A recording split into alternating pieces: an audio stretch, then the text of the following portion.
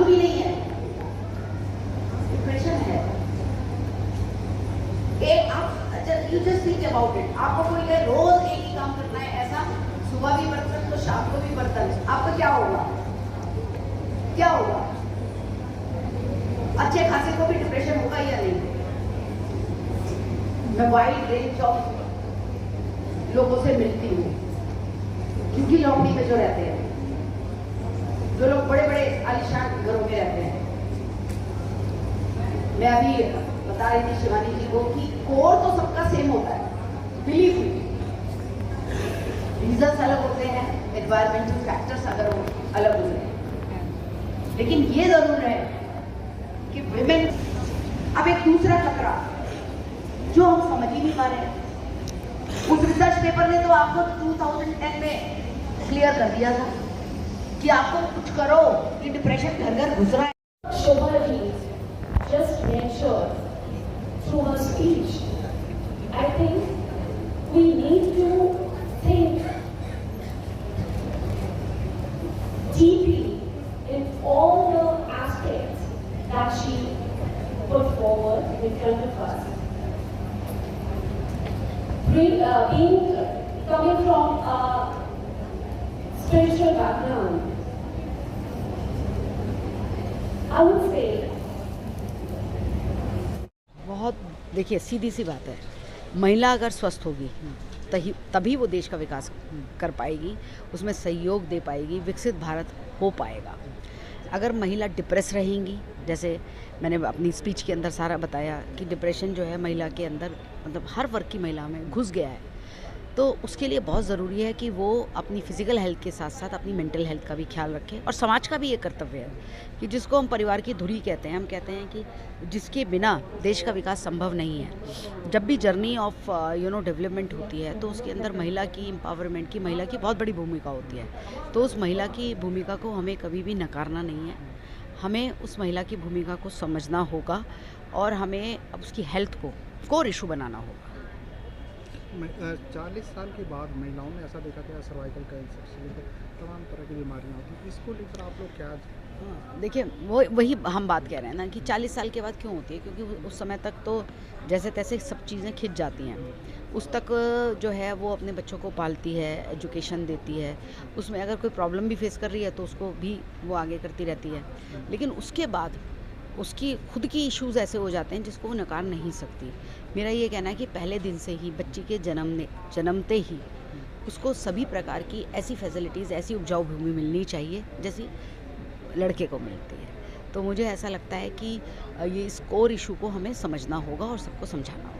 जी, और एक आप मुहिम चला रही हैं जो भगवान जी के पोशाक का, तो उसका क्या कहना चाहिए आप लोगों को? देखिए, मैं सबसे अनुरोध करना चाहूँगी दिल्ली में, देश में, कि जहाँ पर भी भगवान जी की पोशाक हम अपने घरों में भी बदलते हैं, मंदिरों में भी बदलते हैं, प्लीज़ उसको इधर उधर ना रखें, उसको व्यर्थ ना करें, उसको संपूर्णा को दान करें। संपूर्णा उसके उपयोगी थैले बनाकर, उसके पाउचेस बनाकर और अन्य तरीक़ों से समाज को देगी। मेरा बहुत जो है ना बिल्कुल दृढ़ विश्वास है इस बात पे कि हम लोग अपने इन्वायरमेंट को स्वयं ख़राब कर रहे हैं।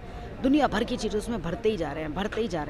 संपूर्णा एक लाइन में बात करती है, वस्तुओं का कम से कम उपयोग करो, और अगर उपयोग कर भी रहे हो तो उसको फिर रिसाइकिल करो, रीयूज़ करो। और भगवान जी की पोशाक जो बहुत पवित्र होती है, जिस पे सबका विश्वास होता है, तो मुझे ऐसा लगता है कि उसको रिसाइकिल करना आज के समय की सबसे बड़ी ज़रूरत है। संपूर्णा में आपसे कांटेक्ट करने के लिए कोई जरिया, ये थोड़ा सा बता दीजिए। हाँ, मैं उसके अंदर, उसका ईमेल भी है, उसकी वेबसाइट भी है, और अभी तो मैं आपको अपना नंबर भी दे सकती हूँ, 9868104665।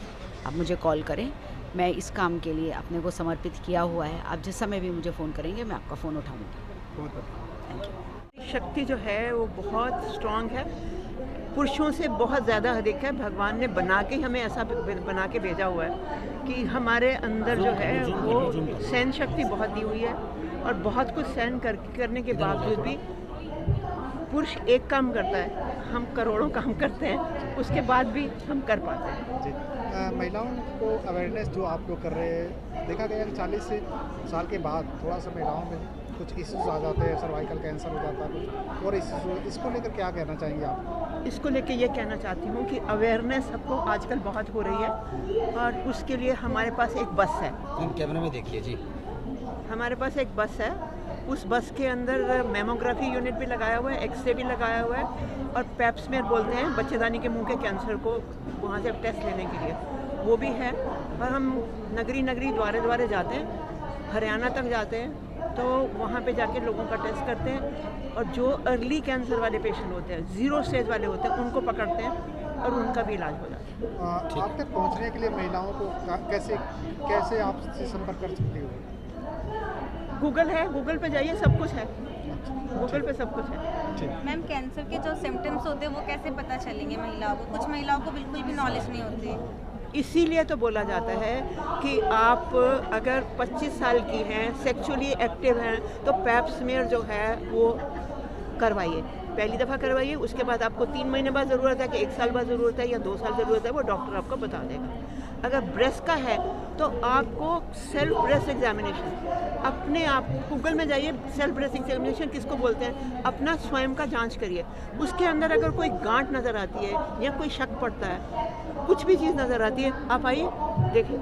ठीक है, थैंक यू सो मच। ये जो आज का जो ये कार्यक्रम हुआ है नारी शक्ति 2.0, ये नारियों का सशक्तिकरण के लिए, ये वुमेन एम्पावरमेंट के लिए कार्यक्रम किया गया है, जिसका जो मेन उद्देश्य था कि ये जो कैंसर जो आज समाज में फैल रहा है, स्पेशली जो ब्रेस्ट कैंसर और सर्विकल कैंसर जो आज महिलाओं के बीच में बहुत कॉमन हो चुका है, इसको कैसे क्योर किया जा सकता है, not only through medicines but मुझे लगता है being from a spiritual background, मुझे लगता है कि बहुत बड़ा श्रेय ये आपके मेंटल हेल्थ को भी जाता है।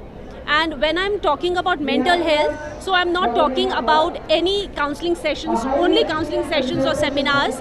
जब हम mental health की बात करते हैं तो उसमें आपका body, mind और soul जब तक ये एक harmony में नहीं होगा, जब तक ये aligned नहीं होगा उस higher self से, तो तब तक मुझे नहीं लगता कि कोई भी cure हम रूट कॉज से कर सकते हैं। तो अगर हमें जड़ को ही पकड़ना पड़ेगा, और जड़ क्या है? स्पिरिचुअलिटी।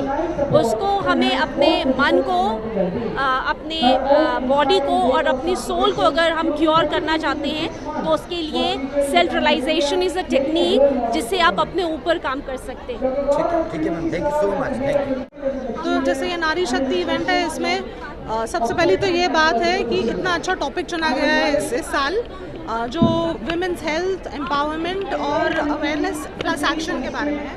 तो हम जो है, हमारी कंपनी भी इसी इनिशिएटिव से जुड़ी हुई है, ये अवेयरनेस को और प्रमोट करने के लिए, और specially not just health awareness, इस बार हमने कैंसर पेशेंट्स के हेल्थ के बारे में भी बात की है। तो इससे जो नारी शक्ति से जो भी जुड़े हुए हैं, जो भी इनर व्हील में या फिर मेडिवेस से जुड़े हुए हैं, सब लोग ये मैसेज आगे लेके जाएंगे और कि एक कैंसर को प्रिवेंट करने के लिए क्या क्या स्टेप्स लिए जा सकते हैं, कैंसर पेशेंट्स की देखभाल करने के लिए क्या क्या फैसिलिटीज़ अवेलेबल हैं, और कैंसर पेशेंट्स का ख्याल करने के लिए, जैसे डॉक्टर खन्ना ने बताया, और उनके फाइनेंशियल अफोर्डेबिलिटी को बढ़ाने के लिए क्या क्या कर सकते हैं, ये सारे मेंटल हेल्थ पे कितना प्रभाव पड़ेगा? जी, मेंटल हेल्थ और कैंसर तो ये तो बहुत ही डीप सब्जेक्ट है और उसका बहुत डीप एसोसिएशन है। तो जैसे पैलिएटिव केयर की बात की गई है, मेडिटेशन की बात की गई है, और होम केयर सपोर्ट सर्विसेज जो हैं, bed side attenders, emotional counselling, ये सारे सर्विसेज हम